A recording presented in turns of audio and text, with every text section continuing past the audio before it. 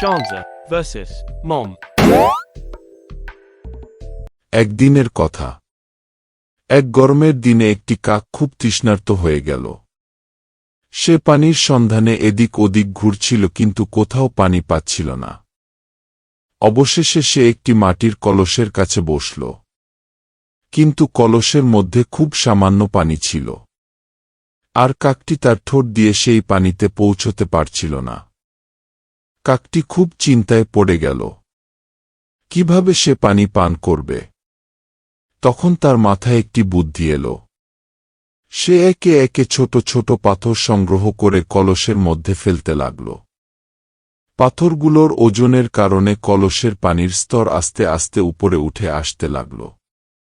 কিছুক্ষণ পরে পানি এত উপরে উঠে এলো যে কাকটি আরাম করে পানি পান করতে পারল। এই থেকে আমরা শিখলাম, বুদ্ধি দিয়ে যে কোনো সমস্যার সমাধান করা যায়। ধৈর্য আর চেষ্টার ফল সার্থক হয়।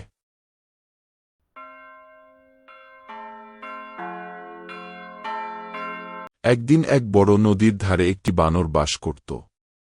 নদীতে এক কুমিরও বাস করত, আর সে প্রায়ই বানরটির সঙ্গে গল্প করত।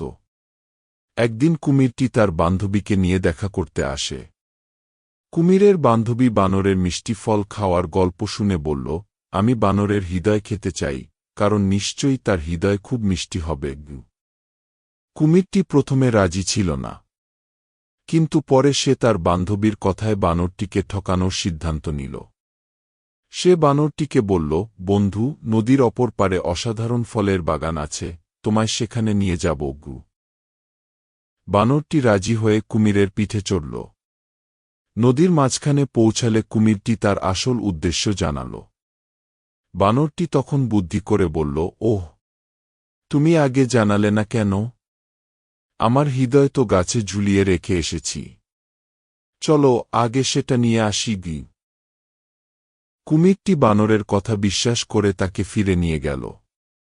মাটিতে নামার পর বানরটি দ্রুত গাছে উঠে গেল এবং কুমিরকে বোকা বানিয়ে বলল, তুমি যদি আমাকে ধোঁকা দিতে পারো, তবে আমিও তোমাকে ধোঁকা দিতে জানি।